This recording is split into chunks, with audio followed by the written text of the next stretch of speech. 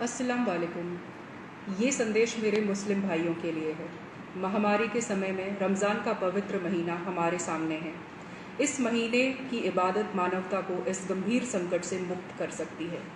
चूँकि novel corona virus शारीरिक संपर्क से फैलता है, सोशल डिस्टेंसिंग मतलब जिस्म की दूरी इससे बचने के लिए सबसे प्रभावी तरीका है। काबे में पिछले 2 महीने से तवाफ़ निलंबित की गई है और मस्जिद नबवी मदीना में और अन्य मस्जिदों में सामूहिक नमाज अदा करने की मनाही की गई है।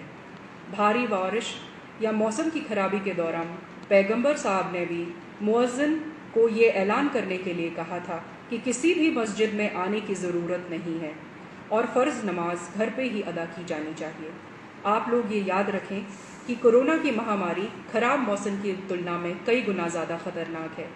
ये भी याद रखें कि इस वक्त लापरवाही भरे व्यवहार से अगर किसी को नुकसान या किसी की मौत हो जाती है तो कानूनी तौर पर तो ये एक गंभीर अपराध होगा ही और इस्लाम के मुताबिक ये बहुत बड़ा गुनाह होगा।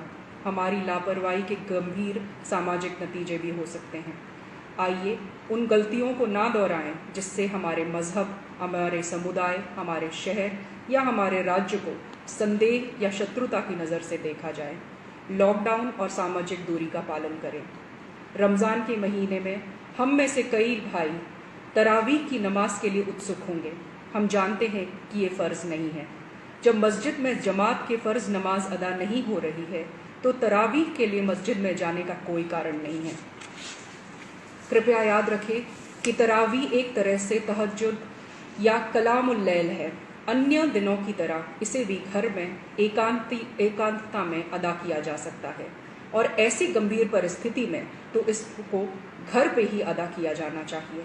हदीस और इस्लामी परंपराओं के अनुसार महामारी, युद्ध और मानव संकटों के समय में साथ ही अगर उनमें से किसी खतरे से डर है तो मुसलमान घर पर नमाज अदा कर सकते हैं। बहनों और भाइयों, मानवता एक गहरे संकट से गुजर रही है।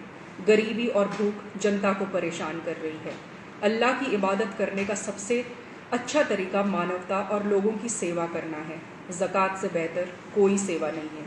आइए इस रमज़ान में भूखे को खाना खिलाकर, ज़रूरतमंदों की मदद करके और दूसरों की जान बचाकर इस इबादत भरे महीने को और पवित्र बनाएं।